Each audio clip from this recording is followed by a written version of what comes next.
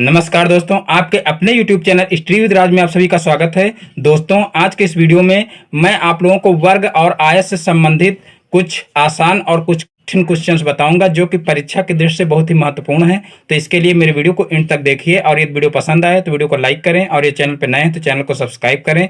तो चलिए देखते हैं आज का पहला क्वेश्चन। देखिए, पहला क्वेश्चन है, किसी वर्ग का विकर्ण √8 सेंटीमीटर है, इसकी भुजा की माप बताइए, इसका क्षेत्रफल भी ज्ञात कीजिए। देखिए, वर्ग का विकर्ण दिया हुआ है और उसकी भुजा ज्ञात करना है और साथ में उसका क्षेत्रफल भी ज्ञात करना है। तो देखिए, सबसे पहले हम क्या करेंगे, सबसे पहले हम इसके वर्ग के विकर्ण का फार्मूला लगाएंगे। तो यहाँ पर देखिए, वर्ग के विकर्ण का फार्मूला क्या होता है उसको लिख लेते हैं। वर्ग का विकर्ण बराबर फार्मूला होता है भुजा √2, भुजा √2। तो इसकी सहायता से हमारी भुजा निकल आएगी। देखिए, वर्ग का विकर्ण यहाँ पर दिया हुआ है √8 और यहाँ पर देखिए इसका जो फार्मूला होता है वो हो जाएगा भुजा √2। अब भुजा को एक तरफ रखेंगे और इस √2 को इधर भेज देंगे। तो देखिए, ये इधर देखिए भुजा के साथ में गुणा कर रहा, तो इधर जाएगा तो भाग करेगा, तो यहाँ पर √8 बटे √2 हो जाएगा। फिर यहाँ पर देखिए हो जाएगा भुजा बराबर, देखिए अब 8 को देखिए किस तरीके से तोड़ा जा सकता है यहाँ पर, यानी कि 4 गुणे 2 इसको लिखा जा सकता है। 4 दूना 8 होता है तो 4 गुणे 2 लिखा जा सकता है और यहाँ पर बटे में √2 हो जाएगा।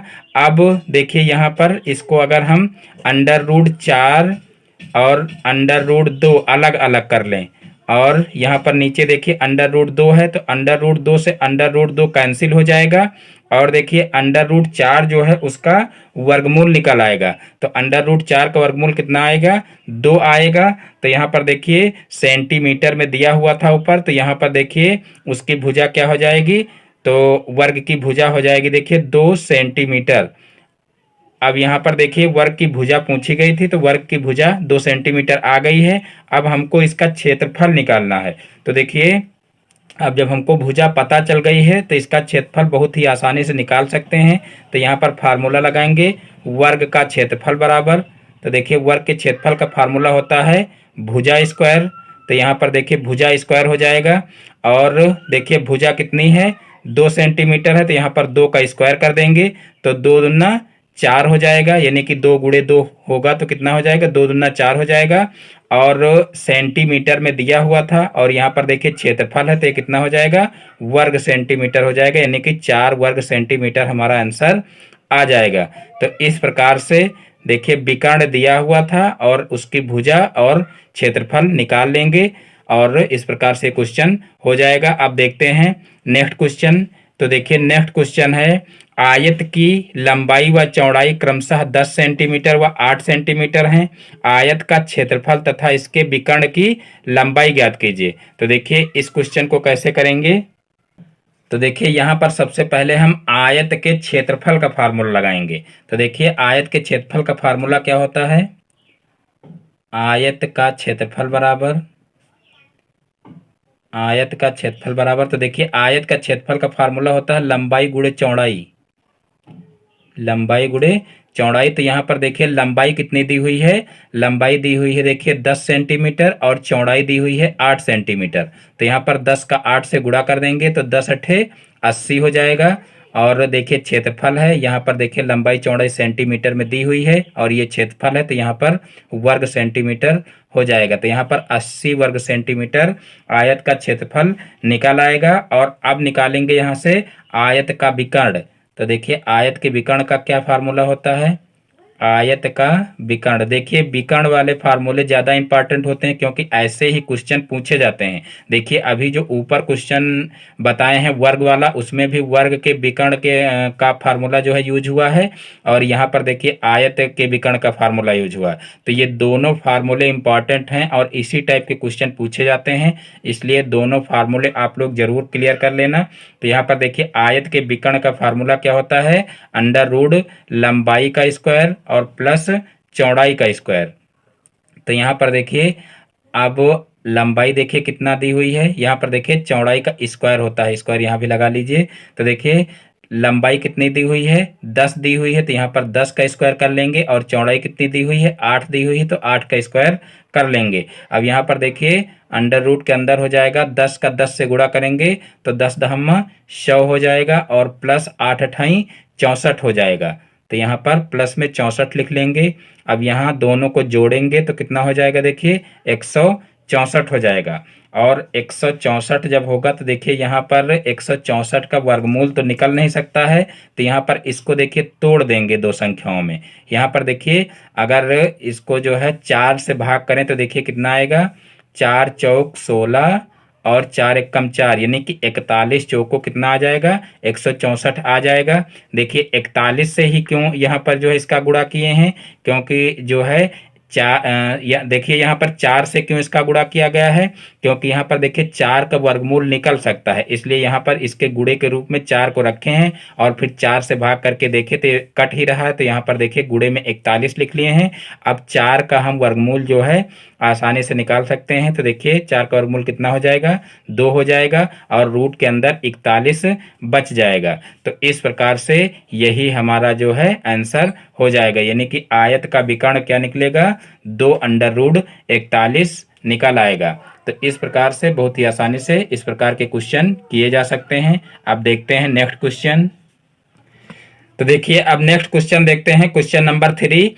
एक आयताकार बाग की लंबाई उसकी चौड़ाई की 3 गुनी है। यदि बाग का क्षेत्रफल 243 वर्ग मीटर हो तो बाग की लंबाई कितनी होगी। तो देखिए इस क्वेश्चन को कैसे करेंगे, यहाँ पर देखिए कहा गया है एक आयताकार बाग की लंबाई उसकी चौड़ाई की 3 गुनी है। तो यहाँ पर हम चौड़ाई को मान लेंगे, माना आयताकार बाग की चौड़ाई बराबर x है, यहाँ पर मान लेंगे। तो आयताकार बाग की लंबाई क्या हो जाएगी, देखिए कहा गया है कि लंबाई उसकी चौड़ाई की 3 गुनी है। तो यहाँ पर देखिए ये हो जाएगी 3x, यानी कि जब आयताकार बाग की चौड़ाई x माने हैं तो आयताकार बाग की लंबाई कितनी हो जाएगी, 3x हो जाएगी। अब यहाँ पर कहा गया है देखिए यदि बाग का क्षेत्रफल 243 वर्ग मीटर हो तो बाग की लंबाई कितनी होगी। तो यहाँ पर हम सबसे पहले लिखेंगे प्रश्नानुसार। अब देखिए प्रश्न में क्या कहा गया है कि बाग का क्षेत्रफल 243 वर्ग मीटर हो तो बाग की लंबाई कितनी होगी। तो देखिए यहाँ पर जो है आयताकार बाग है, तो यहाँ पर आयत का क्षेत्रफल का फार्मूला लगा देंगे। आयत का क्षेत्रफल बराबर लंबाई गुणे चौड़ाई। देखिए आयत के क्षेत्रफल का फार्मूला क्या होता है, लंबाई गुणे चौड़ाई होता है। तो यहाँ पर देखिए क्षेत्रफल दिया हुआ है 243, तो यहाँ पर क्षेत्रफल की जगह पर 243 लिख लेंगे। और फिर लंबाई देखिए दी हुई है कितनी, 3x, जो कि हम माने हैं, और चौड़ाई दी हुई है x, तो यहाँ पर x रख देंगे।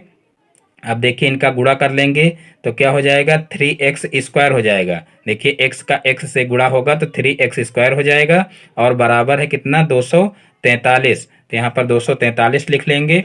उसके बाद फिर देखिए x स्क्वायर को इधर ही रखेंगे क्योंकि हमको इसका मान ज्ञात करना है, और जो है इस 3 को इधर भेज देंगे। तो देखिए 243/3 हो जाएगा। अब 3 से इसको सरल कर लेंगे तो यहाँ पर 3 24 हो जाएगा, और यहाँ पर देखिए 3 बचा तो 3 एकम 3 हो जाएगा। तो यहाँ पर x स्क्वायर बराबर कितना हो जाएगा, 81 हो जाएगा। अब x बराबर देखिए यहाँ पर ये स्क्वायर है तो इधर जाएगा तो रूट लगेगा, तो यहाँ पर देखिए अंडर रूट 81 हो जाएगा। क्योंकि यहाँ पर देखिए द्विघात समीकरण है तो यहाँ पर मान 2 आने चाहिए, तो यहाँ पर प्लस माइनस का जो है चिन्ह लगा लेंगे। तो यहाँ पर देखिए x बराबर कितना आ जाएगा, प्लस माइनस, यहाँ पर देखिए 81 का वर्गमूल होता है 9, 9 9 81 होता है, तो 81 का वर्गमूल क्या हो जाएगा, 9 हो जाएगा। अब देखिए क्या कहा गया है यहाँ पर क्वेश्चन में, तो बाग की लंबाई कितनी होगी, यानी कि लंबाई जो है पूछी गई है। तो यहाँ पर जो है अब x की वैल्यू आ चुकी है, और यहाँ पर हम लंबाई माने थे देखिए कितनी, 3x। तो यहाँ पर हम अब जो है निकाल सकते हैं। यहाँ पर देखिए क्योंकि लंबाई जो है माइनस में नहीं हो सकती, इसलिए यहाँ पर माइनस का 9 छोड़ देंगे और प्लस का 9 ले लेंगे। तो यहाँ पर देखिए चाहे तो लैंग्वेज में यहाँ पर लिख भी सकते हैं, चूंकि लंबाई जो है वो माइनस में नहीं होती है, अतः -9 छोड़ने पर या -9 अमान्य लिख सकते हैं। उसके बाद फिर यहाँ पर लिख सकते हैं अतः आयत की लंबाई बराबर, अतः आयत की लंबाई बराबर, तो यहाँ पर देखिए 3x माने थे तो 3 मल्टीप्लाई बाई 9 हो जाएगा, तो 9 त्रिक 27 हो जाएगा, यानी कि लंबाई कितनी निकल आएगी, 27 निकल आएगी। और यही हमारा आंसर हो जाएगा। देखिए मीटर में दिया हुआ था जो है क्षेत्रफल, तो यहाँ पर जो है लंबाई है इसको मीटर में लिख सकते हैं, तो यहाँ पर जो है 27 मीटर हमारा आंसर आ जाएगा। तो इस प्रकार से इस टाइप के क्वेश्चन किए जा सकते हैं। अब देखते हैं नेक्स्ट क्वेश्चन। तो देखिए नेक्स्ट क्वेश्चन है क्वेश्चन नंबर 4। एक आयताकार मैदान की लंबाई 80 मीटर तथा चौड़ाई 60 मीटर है। इसके बीचों बीच लंबाई के समांतर 5 मीटर तथा चौड़ाई के समांतर 3 मीटर चौड़ी एक सड़क बनाने का रुपया 15 प्रति मीटर स्क्वायर की दर से खर्च क्या आएगा। तो देखिए सबसे पहले हम क्या करेंगे, सबसे पहले हम इसका चित्र बना लेंगे। देखिए कहा गया है आयताकार मैदान, तो यहाँ पर सबसे पहले देखिए आयताकार मैदान बना लेंगे इस तरीके से। तो देखिए ये आयताकार मैदान मान लीजिए हो गया, और फिर कहा गया है कि जो है लंबाई 80 मीटर है, यानी कि इसकी जो लंबाई है वो कितनी है, 80 मीटर है, और चौड़ाई जो है वो कितनी है, वो है 60 मीटर। तो यहाँ पर चौड़ाई कितनी हो जाएगी, 60 मीटर हो जाएगी। फिर इसके बीचों बीच लंबाई के समांतर 5 मीटर। तो देखिए लंबाई के समांतर इस तरीके से जो है लंबाई के समांतर दिया हुआ है क्या, रास्ता, तो लंबाई के समांतर 5 मीटर तथा चौड़ाई के समांतर 3 मीटर चौड़ी एक सड़क बनाने का। यहाँ पर देखिए बीचों बीच में बना हुआ है, तो इस प्रकार से ये चौड़ाई के समांतर हो जाएगा और ये लंबाई के समांतर हो जाएगा। देखिए यहाँ पर ये दिया हुआ है, यानी कि रास्ते की चौड़ाई दी हुई है 5 और ये दी हुई है 3 मीटर।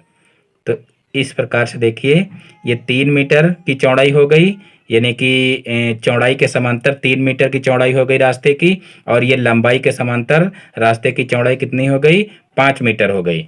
अब आगे देखिए क्या कहा गया है कि सड़क बनाने का रुपया 15 प्रति मीटर स्क्वायर की दर से खर्च क्या आएगा, ये हमको निकालना है।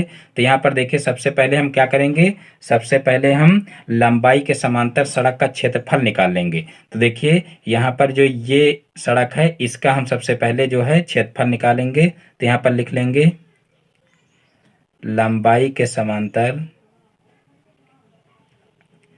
लंबाई के समांतर सड़क का क्षेत्रफल बराबर, सड़क का क्षेत्रफल बराबर। तो देखिए लंबाई के समांतर सड़क का क्षेत्रफल निकालना है, यानी कि हमको इसका क्षेत्रफल निकालना है। तो यहाँ पर देखिए सड़क की लंबाई कितनी हो जाएगी, तो देखिए जो आयत की लंबाई है वही जो है सड़क की भी लंबाई हो जाएगी। तो यहाँ पर देखिए सड़क की लंबाई हो जाएगी 80, और फिर जो है चौड़ाई इसकी कितनी हो जाएगी, तो चौड़ाई है 5, तो यहाँ पर गुणे 5 कर देंगे, क्योंकि आयताकार मैदान का क्षेत्रफल होता है लंबाई गुणे चौड़ाई। तो यहाँ पर 80 गुणे 5 हो जाएगा। अब देखिए यहाँ पर जब इसका गुणा करेंगे तो कितना हो जाएगा, 8 पंच 40, यानी कि 40 हो गया, और एक जीरो और है तो यहाँ एक जीरो और लगा देंगे। तो इस प्रकार से लंबाई के समांतर जो सड़क है उसका क्षेत्रफल निकल आएगा, और ये हो जाएगा वर्ग मीटर में, क्योंकि मीटर में यहाँ पर लंबाई और चौड़ाई दी हुई है, तो ये हो जाएगा वर्ग मीटर। और अब क्या करेंगे, अब इस सड़क का क्षेत्रफल निकाल लेंगे। तो यहाँ पर लिखेंगे चौड़ाई के समांतर, चौड़ाई के समांतर सड़क का क्षेत्रफल बराबर, चौड़ाई के समांतर सड़क का क्षेत्रफल बराबर। तो देखिए चौड़ाई के समांतर सड़क का जो क्षेत्रफल है, तो इसमें देखिए चौड़ाई कितनी हो जाएगी, 60 हो जाएगी, और जो रास्ता है वो कितना है, वो 3 मीटर चौड़ा है। तो यहाँ पर 60 गुणे 3 हो जाएगा। तो यहाँ पर देखिए क्षेत्रिक 18, और यहाँ पर जो ये जीरो है जीरो लगा देंगे, तो 180 वर्ग मीटर हो जाएगा, यानी कि जो चौड़ाई के समांतर सड़क है ये वाली, इसका जो है वो क्षेत्रफल कितना हो जाएगा, 180 वर्ग मीटर हो जाएगा। अब क्या करेंगे, अब देखिए यहाँ पर जो ये भाग है, यहाँ पर देखिए ध्यान से, जो ये बीच वाला भाग है ये 2 बार काउंट हो रहा है, क्योंकि इसमें भी देखिए एक बार काउंट हो रहा है और एक बार इसमें भी काउंट हो रहा है। तो यहाँ पर इसका जो है यानी कि जो इस बीच वाले भाग को बनवाना पड़ेगा वो सिर्फ एक बार ही तो बनाना पड़ेगा, चाहे इसको आप इसमें काउंट कर लीजिए और चाहे इसमें। लेकिन अब यहाँ पर जो ये निकाले हैं क्षेत्रफल, इसमें दो बार काउंट हुआ है, इसलिए इसमें से एक बार जो है इस भाग को घटाना चाहिए। तो यहाँ पर देखिए हमको सबसे पहले इतने का जो है क्षेत्रफल निकालना पड़ेगा। तो हम यहाँ पर क्या करेंगे, दोनों सड़कों के बीच के क्षेत्रफल को निकाल लेंगे, यानी कि जो ये भाग है इसका क्षेत्रफल निकाल लेंगे। तो यहाँ पर लिखेंगे दोनों सड़कों के बीच का क्षेत्रफल बराबर, दोनों सड़कों के बीच का क्षेत्रफल बराबर।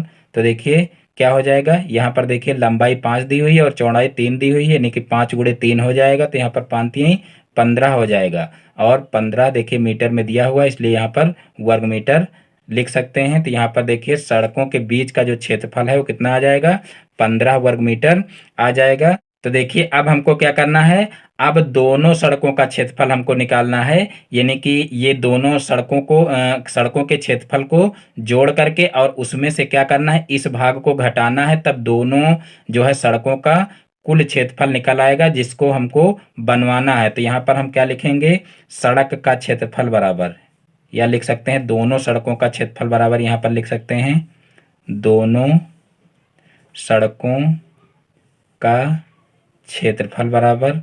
तो यहाँ पर देखिए दोनों सड़कों का क्षेत्रफल क्या हो जाएगा, तो यहाँ पर देखिए हम क्या करेंगे, सबसे पहले इसको लिख लेंगे 400 को, और फिर देखिए दूसरी सड़क है 180, इसको भी लिख लेंगे प्लस में। और उसके बाद देखिए ये जो भाग है ये दो बार काउंट हो रहा है, इसलिए इसको एक बार घटा लेंगे। देखिए इसका क्षेत्रफल कितना आ रहा है, 15 आ रहा, तो एक बार ये काउंट हो जाएगा और एक बार इसको घटा लेंगे। तो यहाँ पर देखिए कितना हो जाएगा, अब 400 में 180 जुड़ जाएगा तो कितना हो जाएगा, 580 हो जाएगा, और फिर यहाँ से -15 कर देंगे। तो अब यहाँ से देखिए जो है 580 में से 15 माइनस हो जाएगा तो कितना हो जाएगा, 565 हो जाएगा यहाँ पर। और उसके बाद फिर अब क्या करेंगे, यहाँ पर देखिए जो दोनों सड़कों का क्षेत्रफल निकल आया है 565 वर्ग मीटर। और अब जो है यहाँ पर लिख लीजिए, चूंकि 1 वर्ग मीटर, देखिए क्वेश्चन में कहा गया है कि 1 वर्ग मीटर जो है सड़क बनवाने का खर्च कितना है, 15 रुपये है। तो यहाँ पर हम जो है लिख लेंगे कि 1 वर्ग मीटर, चूंकि 1 वर्ग मीटर सड़क बनाने का खर्च बराबर, या सड़क बनवाने का खर्च बराबर, बनवाने का खर्च बराबर। तो देखिए 1 वर्ग मीटर सड़क बनवाने का खर्च कितना है, तो वो है 15 रुपया। अब देखिए हमको सड़क बनवानी कितनी है, तो वो है 565 वर्ग मीटर बनवानी है। तो यहाँ पर 565 वर्ग मीटर सड़क बनाने का खर्चा कितना आएगा, या बनवाने का खर्चा कितना आएगा, तो 15 से 565 का गुणा कर देंगे। तो देखिए कितना आएगा, देखिए 15 पछे 75 का 5 आ जाएगा, और 15 छक्का 90, और 7 97 का 7 हो जाएगा, और 15 पछे 75, और जो है 75 और 9 कितना हो जाएगा, 75 9 84। तो यहाँ पर देखिए 84 हो जाएगा। तो इस प्रकार से जो है 8,475 रुपया जो है हमारा आंसर आ जाएगा। तो इस प्रकार से इस क्वेश्चन को भी आसानी से कर सकते हैं। अब देखते हैं नेक्स्ट क्वेश्चन। तो देखिए नेक्स्ट क्वेश्चन है क्वेश्चन नंबर 5। एक आयत की लंबाई उसकी चौड़ाई से 5 सेंटीमीटर अधिक है। यदि आयत का परिमाप 40 सेंटीमीटर हो तो आयत की लंबाई और चौड़ाई ज्ञात कीजिए। एक आयत की लंबाई उसकी चौड़ाई से 5 सेंटीमीटर अधिक है। यदि आयत का परिमाप 40 सेंटीमीटर हो तो आयत की लंबाई और चौड़ाई ज्ञात कीजिए। तो देखिए इस क्वेश्चन को कैसे करेंगे, देखिए कहा गया है कि एक आयत की लंबाई उसकी चौड़ाई से 5 सेंटीमीटर अधिक है। तो यहाँ पर सबसे पहले हम मान लेंगे, माना आयत की चौड़ाई बराबर, माना आयत की चौड़ाई बराबर x सेंटीमीटर है, x सेंटीमीटर है। तो देखिए यहाँ पर जब आयत की चौड़ाई x सेंटीमीटर हो जाएगी तो उसकी लंबाई कितनी हो जाएगी, क्योंकि यहाँ पर कहा गया है आयत की लंबाई उसकी चौड़ाई से 5 सेंटीमीटर अधिक है। तो यहाँ पर हम लिख लेंगे तथा आयत की लंबाई बराबर, तो देखिए लंबाई को हम जो है इसी तरह से मान लेंगे, जैसे चौड़ाई x सेंटीमीटर हो गई तो कहा गया है कि लंबाई उसकी चौड़ाई से 5 सेंटीमीटर अधिक है। तो यहाँ पर जो है चौड़ाई में 5 जोड़ देंगे तो ये हो जाएगी क्या, लंबाई हो जाएगी। अब यहाँ पर लिखेंगे प्रश्नानुसार। प्रश्नानुसार तो देखिए प्रश्न में क्या कहा गया है कि यदि आयत का परिमाप 40 सेंटीमीटर हो तो आयत की लंबाई और चौड़ाई ज्ञात कीजिए। तो यहाँ पर आयत के परिमाप का फार्मूला लगा देंगे। तो देखिए आयत के परिमाप का फार्मूला क्या होता है, आयत का परिमाप बराबर, आयत का परिमाप बराबर, तो देखिए आयत का परिमाप होता है 2 लंबाई प्लस चौड़ाई, 2 लंबाई प्लस चौड़ाई। तो यहाँ पर देखिए 2 ब्रैकेट के बाहर है, लंबाई देखिए यहाँ पर क्या है x प्लस 5 है और चौड़ाई कितनी है x है, तो यहाँ पर प्लस करके x लिख लेंगे। अब यहाँ पर देखिए क्या हो जाएगा, x में x जुड़ जाएगा तो 2x हो जाएगा और प्लस का 5 हो जाएगा। अब इस 2 को जो है इधर क्या करेंगे, इसके अंदर ब्रैकेट के अंदर भेजेंगे तो 2 दूना 4 हो जाएगा, 4x और प्लस का 5 हो जाएगा। अब यहाँ पर देखिए आयत का परिमाप दिया हुआ था कितना, 40 दिया हुआ है। तो यहाँ पर देखिए 40 हम ऊपर से लिखते रहेंगे नीचे इस प्रकार से। और अब क्या करेंगे, अब यहाँ पर इसको जो है पक्षांतर कर लेंगे। तो यहाँ पर जो है 4x को एक तरफ रखेंगे और इस 5 को इधर भेज देंगे। तो देखिए 5 यहाँ पर प्लस कर रहा उधर जाएगा माइनस करेगा, तो यहाँ पर 40 माइनस 5 हो जाएगा। अब यहाँ पर देखिए x को रखेंगे और इस 4 को भी इधर भेज देंगे। उससे पहले यहाँ पर 40 में से 5 को घटा लेंगे तो कितना हो जाएगा, 35 हो जाएगा। और यहाँ पर देखिए ये गुणे में इधर जाएगा तो भाग में हो जाएगा। तो देखिए 2 स्टेप यहाँ साथ में हल कर रहे हैं। यहाँ पर देखिए 40 में से 5 को घटाए तो 35 हो गया, फिर यहाँ पर देखिए 4 गुणे में है इधर जाएगा तो भाग में हो जाएगा। अब यहाँ पर देखिए क्या करेंगे, अब यहाँ पर 35 को 4 से भाग कर देंगे। सॉरी यहाँ पर देखिए थोड़ा सा मिस्टेक हो गई, इसको आप लोग देख लीजिए। यहाँ पर जो है 2 का अंदर गुणा करेंगे तो 2 दूना 4x हो जाएगा, उसके बाद 2 का 5 से गुणा करेंगे तो 2 पंचे 10 हो जाएगा। तो यहाँ पर इसको 10 कर लीजिए देखिए, और फिर यहाँ पर भी जो है 10 हो जाएगा। और फिर यहाँ पर देखिए 10 सॉरी यहाँ 40 में से 10 को घटाएंगे तो कितना हो जाएगा, 30 हो जाएगा। तो यहाँ 30 बटे जो है 4 हो जाएगा। अब 30 बटे 4 को जो है सरल करेंगे तो देखिए 30 बटे 4 को जब सरल करेंगे तो देखिए कितना हो जाएगा, 4 सत्ते 28 होता है, फिर बचेगा 2, फिर यहाँ पर पॉइंट लगाएंगे तो 0 बढ़ाएंगे तो 20 हो जाएगा, फिर 4 पंचे 20 हो जाएगा। तो x बराबर 7.5 आ जाएगा। और देखिए ये लंबाई है इसलिए जो है सेंटीमीटर में हो जाएगी, तो यहाँ पर सेंटीमीटर लिख लेंगे। और हमको निकालना क्या था, तो निकालना था लंबाई और चौड़ाई। तो देखिए जो है लंबाई यहाँ पर जो है क्या माने थे, x प्लस 5 माने थे और चौड़ाई x माने थे। तो चौड़ाई क्या हो जाएगी हमारी, चौड़ाई देखिए यही हो जाएगी क्योंकि x माने थे तो यहाँ पर 7.5 हो जाएगी। और लंबाई क्या हो जाएगी, लंबाई बराबर तो देखिए 7.5 प्लस 5 कर लेंगे तो यहाँ पर देखिए ये हो जाएगी 7×5 = 12 यानी कि 12.5 हो जाएगी। तो इस प्रकार से लंबाई और चौड़ाई दोनों आसानी से निकाली जा सकती हैं। फिर देखते हैं नेक्स्ट क्वेश्चन। तो देखिए अब नेक्स्ट क्वेश्चन है क्वेश्चन नंबर 6। एक आयत की लंबाई और चौड़ाई में 5:4 का अनुपात है। यदि चौड़ाई लंबाई से 20 सेंटीमीटर कम हो तो आयत का परिमाप और क्षेत्रफल ज्ञात कीजिए। एक आयत की लंबाई और चौड़ाई में अनुपात दिया हुआ है और हमको क्या करना है, लंबाई और चौड़ाई के द्वारा हमको जो है आयत का परिमाप निकालना है और क्षेत्रफल निकालना है। और यहाँ पर साथ में दिया हुआ है यदि चौड़ाई लंबाई से 20 सेंटीमीटर कम हो, तो ये कंडीशन दी हुई है। तो यहाँ पर हम क्या करेंगे, सबसे पहले जो अनुपात दिया हुआ है इसी के हिसाब से हम लंबाई चौड़ाई मान लेंगे। तो यहाँ पर देखिए मानेंगे, माना लंबाई या कह लीजिए माना आयत की लंबाई भी लिख सकते हैं। तो यहाँ पर माना लंबाई कितनी हो जाएगी, यहाँ पर 5 दिया हुआ लंबाई की जगह पर तो 5x कर लेंगे तथा चौड़ाई बराबर, तथा चौड़ाई बराबर कितनी हो जाएगी, 4x हो जाएगी। तो यहाँ पर देखिए लंबाई जो है, आयत की लंबाई कितनी मान लिए 5x और आयत की चौड़ाई मान लिए 4x।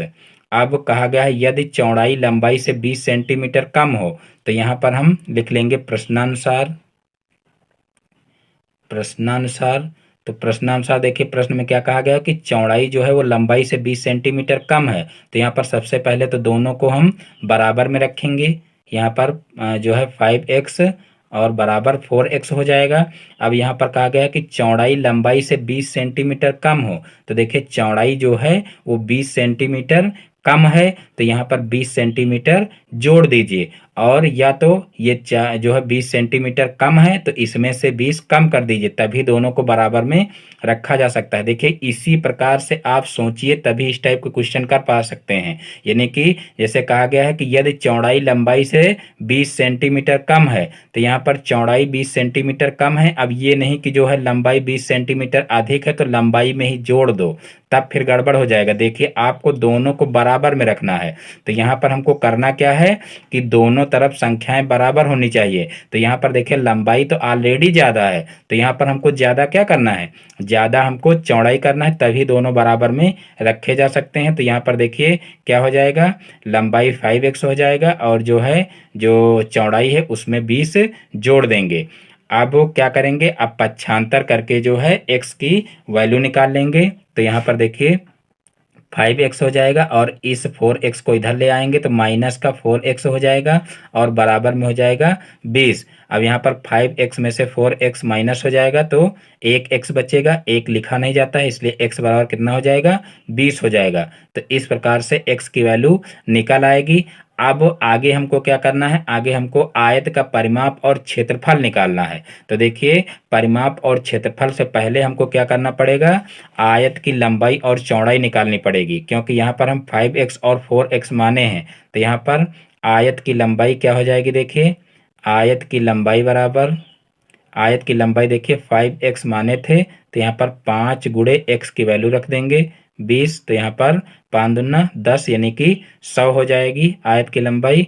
और देखिए सेंटीमीटर में है तो यहाँ पर सेंटीमीटर लिख देंगे। उसके बाद फिर आयत की चौड़ाई कितनी हो जाएगी, तो देखिए आयत की चौड़ाई 4x थी तो यहाँ पर 4 से 20 का गुणा हो जाएगा तो 4 दूना 8 यानी कि 80 सेंटीमीटर जो है चौड़ाई हो जाएगी।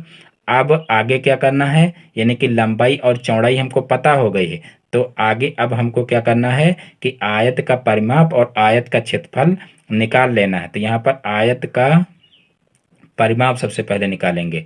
आयत का परिमाप बराबर, आयत का परिमाप बराबर देखिए फार्मूला क्या होता है, आयत का परिमाप का फार्मूला होता है 2 लंबाई प्लस चौड़ाई। तो यहाँ पर ये फार्मूला लगा देंगे तो 2 और देखिए ब्रैकेट में क्या हो जाएगा 100 प्लस 80। तो यहाँ पर देखिए 2 गुणे 100 प्लस 80 का मतलब क्या हो जाएगा 180 और यहाँ पर 18 दूना 36 यानी कि 360 हो जाएगा। और परिमाप है इसलिए सेंटीमीटर में ही रहेगा तो यहाँ पर 380 सेंटीमीटर जो है परिमाप आ जाएगा। अब हमको क्या करना है, यहाँ पर आयत का क्षेत्रफल निकालना है। तो यहाँ पर फार्मूला लगा देंगे आयत का क्षेत्रफल बराबर, आयत का क्षेत्रफल बराबर लंबाई गुणे चौड़ाई। देखिए लंबाई गुणे चौड़ाई इसका फार्मूला होता है। तो यहाँ पर देखिए लंबाई कितनी दी हुई है, तो लंबाई देखिए 100 दी हुई है, 100 लिख लेंगे और गुणे चौड़ाई कितनी दी हुई 80, तो यहाँ पर गुणे 80 कर देंगे। तो यहाँ पर देखिए 100 का 80 से गुणा होगा तो कितना हो जाएगा 8 एकम 8 और यहाँ पर देखिए 2 जीरो यहाँ पर है ये लगाएंगे और 1 जीरो ये है तो ये लगाएंगे तो ये हो जाएगा 8000 और क्षेत्रफल है इसलिए यहाँ पर लिखेंगे वर्ग सेंटीमीटर। तो इस प्रकार से जो है आयत का क्षेत्रफल और आयत का परिमाप आसानी से निकल आएगा और यही हमारे क्या हो जाएंगे, यही आंसर हो जाएंगे। तो इस प्रकार से ये क्वेश्चन आसानी से किया जा सकता है। अब देखते हैं नेक्स्ट क्वेश्चन। फिर देखिए नेक्स्ट क्वेश्चन है क्वेश्चन नंबर 7। एक 5.0 मीटर यानी कि 5 मीटर और यहाँ पर 2.0 का मतलब 2 मीटर आयताकार पेंदे वाले हौज में 1.5 मीटर ऊंचाई तक पानी भरा है। ज्ञात कीजिए कि हौज में कितने लीटर पानी भरा है। देखिए पुनः क्वेश्चन को पढ़ लेते हैं कि एक 5 मीटर गुणे 2 मीटर, यानी कि 5 मीटर जो है लंबाई है और 5 जो है 2 मीटर उसकी चौड़ाई है। आयताकार पेंदे वाले हौज में 1.5 मीटर ऊंचाई तक पानी भरा है। ज्ञात कीजिए कि हौज में कितने लीटर पानी भरा है। तो देखिए इस क्वेश्चन को कैसे करेंगे। तो यहाँ पर देखिए सबसे पहले हम जो है हौज में पानी का आयतन निकाल लेंगे। तो देखिए लिखेंगे यहाँ पर हौज में पानी का आयतन बराबर, हौज में पानी का आयतन बराबर। तो देखिए हौज में पानी का आयतन कैसे निकालेंगे। देखिए लंबाई भी दी हुई है, आयत की लंबाई भी दी हुई है, चौड़ाई भी दी हुई है और जितना पानी दिया हुआ है देखिए उसकी ऊंचाई भी दी हुई है। तो यहाँ से हम जो है पानी का आयतन निकाला जा सकता है। आयतन का फार्मूला क्या होता है, लंबाई गुणे चौड़ाई गुणे ऊंचाई। तो वही फार्मूला यहाँ पर लिख लेंगे, लंबाई गुणे चौड़ाई गुणे ऊंचाई। तो यहाँ पर देखिए लंबाई कितनी है 5 है, फिर चौड़ाई कितनी है 2 है और ऊंचाई है 1.5। अब इनका गुणा कर लेंगे। तो यहाँ पर देखिए 5 दूना 10 और 10 का 15 से गुणा होगा तो कितना हो जाएगा, देखिए 150 हो जाएगा। और फिर यहाँ पर देखिए एक अंक के बाद दशमलव है तो यहाँ पर एक अंक के बाद दशमलव लगा देंगे, यानी कि 15 यहाँ पर आ जाएगा। और मीटर में दिया था और ये आयतन है इसलिए यहाँ पर 15 घन मीटर हो जाएगा, यानी कि पानी का आयतन कितना आ जाएगा 15 घन मीटर। अब देखिए 15 घन मीटर यहाँ पर आयतन आया है पानी का।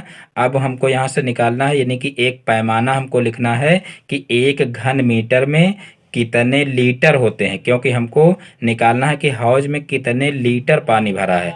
तो यहाँ से हमको लिख लेना है कि 1 घन सेंटीमीटर में कितने लीटर होते हैं। तो देखिए यहाँ पर पैमाना लिख लेंगे, 1 घन लीटर बराबर 1 घन लीटर बराबर 1000 लीटर। सॉरी यहाँ पर गलत हो गया है, 1 घन मीटर लिखेंगे यहाँ पर। 1 घन मीटर बराबर 1000 लीटर। तो यहाँ पर देखिए 1 घन मीटर में 1000 लीटर है तो 15 घन मीटर में कितना हो जाएगा। तो यहाँ पर लिख लेंगे 15 घन मीटर बराबर 15 घन मीटर बराबर। तो यहाँ पर 1000 गुणे कितना हो जाएगा 15 हो जाएगा। तो यहाँ पर 15 एकम 15 और देखिए यहाँ पर 3 जीरो है इसलिए 3 जीरो लगा लेंगे, यानी कि 15,000 लीटर यहाँ पर आ जाएगा। तो देखिए हौज में कितने लीटर पानी है, तो हौज में 15,000 लीटर पानी है। तो इस प्रकार से इस क्वेश्चन को आसानी से किया जा सकता है। देखिए एक बार पुनः क्वेश्चन को देख लेते हैं। देखिए यहाँ पर आयताकार पेंदे वाला जो हौज है उसकी जो लंबाई और चौड़ाई यहाँ पर दी हुई है और जो पानी है पानी की ऊंचाई दी हुई है।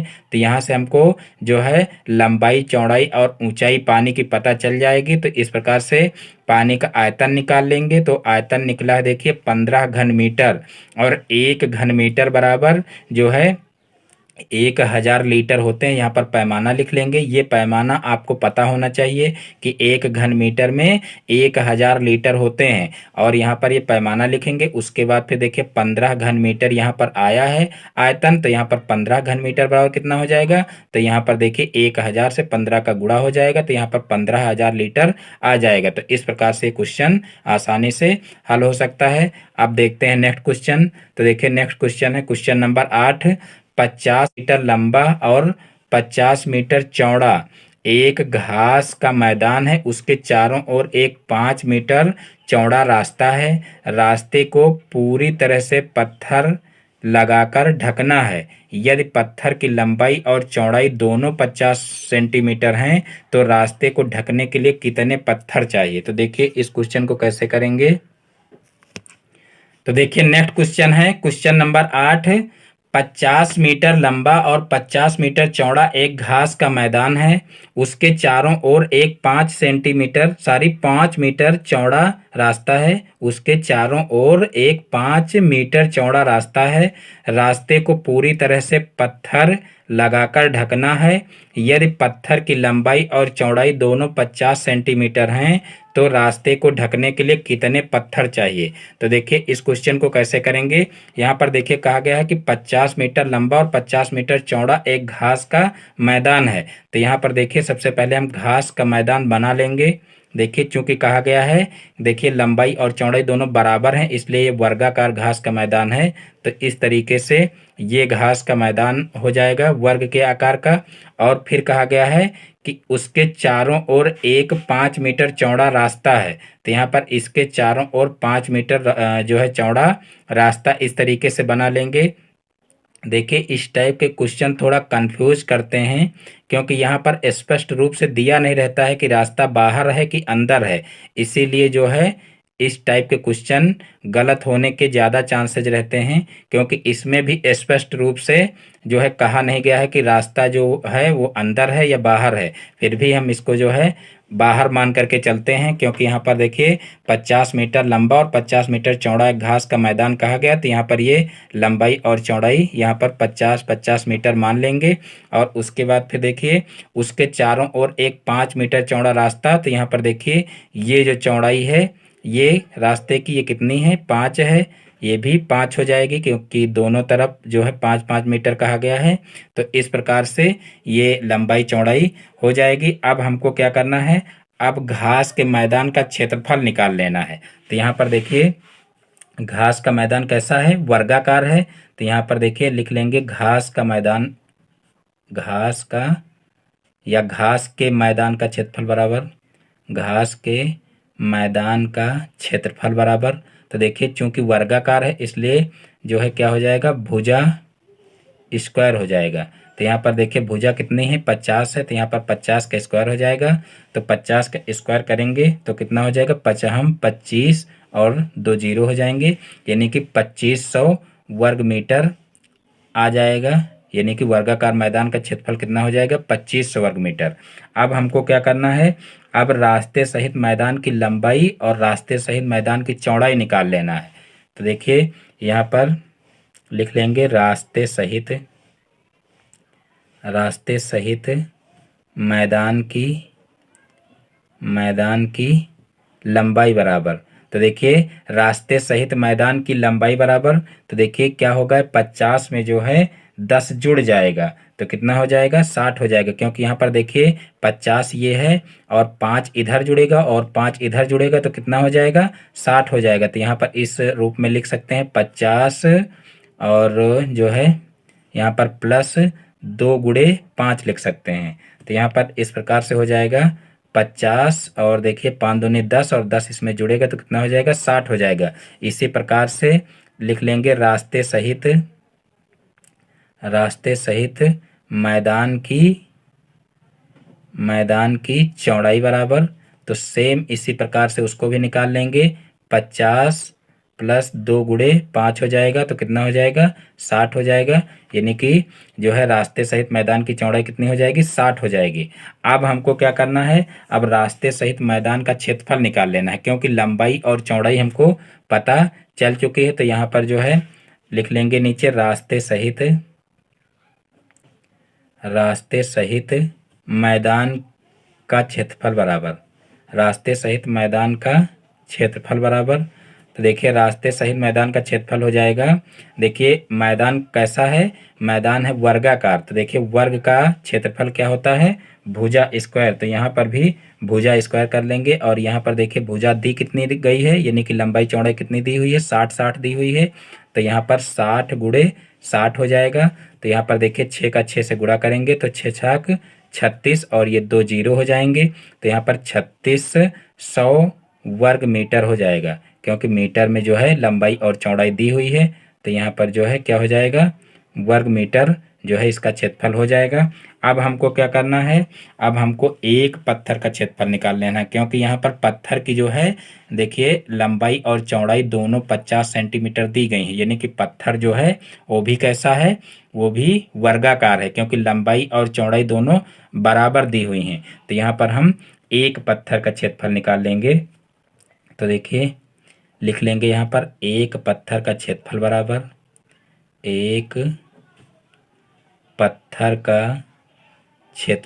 तो देखिए एक पत्थर का क्षेत्रफल क्या हो जाएगा, यानी कि वर्गाकार है तो 50 गुणे 50 हो जाएगा।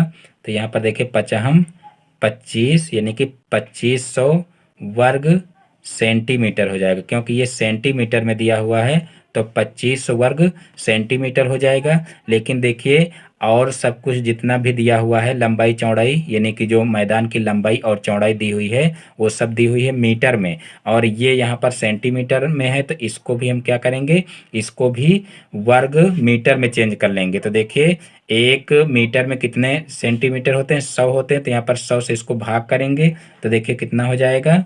तो देखिए 100 से भाग करेंगे जैसे, तो यहाँ पर 2 जीरो पहले कट जाएंगे, उसके बाद फिर 100 से भाग करेंगे तो कितना हो जाएगा, 0.25 हो जाएगा, यानी कि यहाँ पर लिख लेंगे फिर वर्ग मीटर।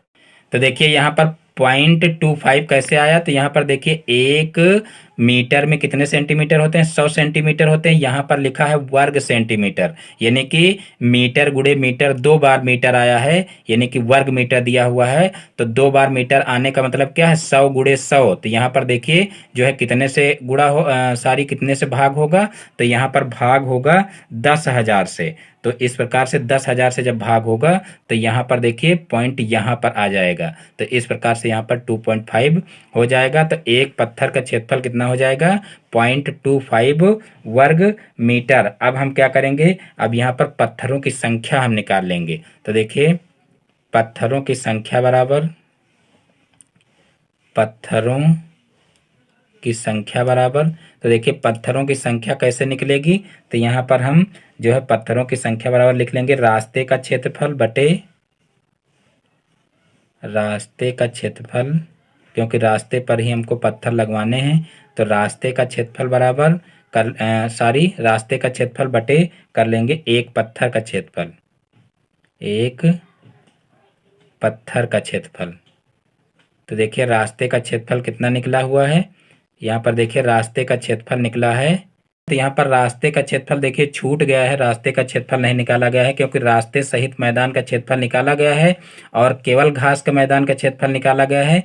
तो यहाँ पर जो है इस बीच में यहाँ पर करना चाहिए था केवल रास्ते का क्षेत्रफल बराबर, तो यहाँ पर लिख लीजिए रास्ते का क्षेत्रफल बराबर कितना हो जाएगा। तो ये देखिए क्या है, ये है जो है रास्ते सहित जो है मैदान का क्षेत्रफल, तो यहाँ पर जो है इसमें से जो मैदान का क्षेत्रफल है वो घट जाएगा, तो यहाँ पर 3600 माइनस 2500 हो जाएगा। तो 36 में से 25 को माइनस करेंगे तो कितना हो जाएगा, 1100 हो जाएगा। तो यहाँ पर देखिए 1100 लिख लेंगे सारी, यहाँ पर काट करके पुनः लिख लीजिए। यहाँ पर देखिए 3600 में से 2500 माइनस करेंगे तो 1100 वर्ग मीटर, देखिए क्षेत्रफल है इसलिए वर्ग मीटर आ जाएगा। तो यहाँ पर 1100 वर्ग मीटर रास्ते का क्षेत्रफल हो जाएगा। अब यहाँ पर देखिए जब पत्थरों की संख्या निकालेंगे तो रास्ते का क्षेत्रफल बटे एक पत्थर का क्षेत्रफल कर देंगे। तो यहाँ पर देखिए रास्ते का क्षेत्रफल कितना आया है, 1100 आया है, तो यहाँ पर 1100 लिख लेंगे और बटे एक पत्थर का क्षेत्रफल रख देंगे। तो देखिए एक पत्थर का क्षेत्रफल कितना आया है, 0.25 आया है, तो 0.25 लिख देंगे। तो यहाँ पर देखिए सबसे पहले पॉइंट हटाएंगे तो ऊपर 2 जीरो बढ़ा लेंगे। अब यहाँ पर देखिए 25 से इसको भाग करेंगे तो 25 चौको 100 होता है, तो यहाँ पर 4 बार जाएगा। उसके बाद फिर 1 उतारेंगे और फिर 25 चौको 100, यानी कि यहाँ तक ये कैंसिल हो जाएगा। उसके बाद फिर आगे 2 जीरो और बच रहे हैं, तो 2 जीरो और आगे लगा लेंगे। तो इस प्रकार से जो है पत्थरों की संख्या कितनी हो जाएगी, 4400 हो जाएगी, और यही हमारा जो है क्या हो जाएगा, आंसर हो जाएगा। तो इस प्रकार से इस क्वेश्चन को आसानी से किया जा सकता है।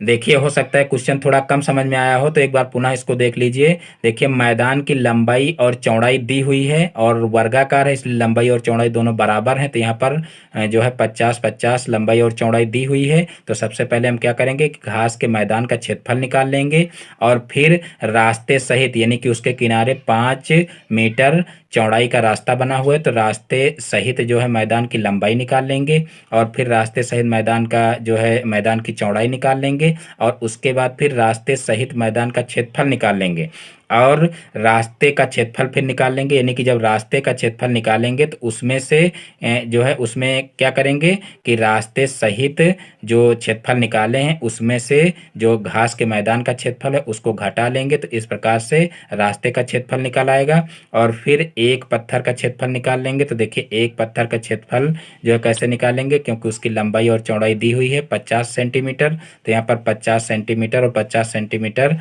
का गुणा करेंगे तो 2500 वर्ग वर्ग सेंटीमीटर हो जाएगा। इसको वर्ग मीटर में चेंज करेंगे तो 0.25 हो जाएगा।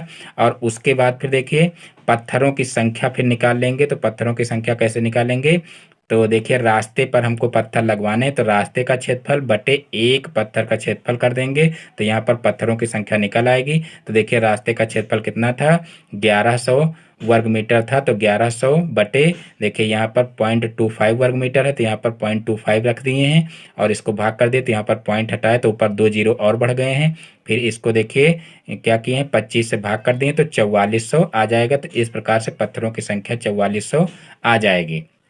तो दोस्तों इस प्रकार से मैं उम्मीद करता हूं कि आज के सारे क्वेश्चन आप लोगों को बहुत ही अच्छे से समझ में आ गए होंगे। दोस्तों यदि हमारा ये वीडियो पसंद आया तो वीडियो को लाइक करें और ये चैनल पर नए हैं तो चैनल को सब्सक्राइब करें और बेल आइकन को भी प्रेस कर लें, जिससे हमारे आगे आने वाले वीडियो का नोटिफिकेशन आपके मोबाइल पर सबसे पहले पहुंचे। फिर मिलते हैं अपने नेक्स्ट वीडियो में एक नए टॉपिक के साथ में। तब तक के लिए जय हिंद, जय भारत।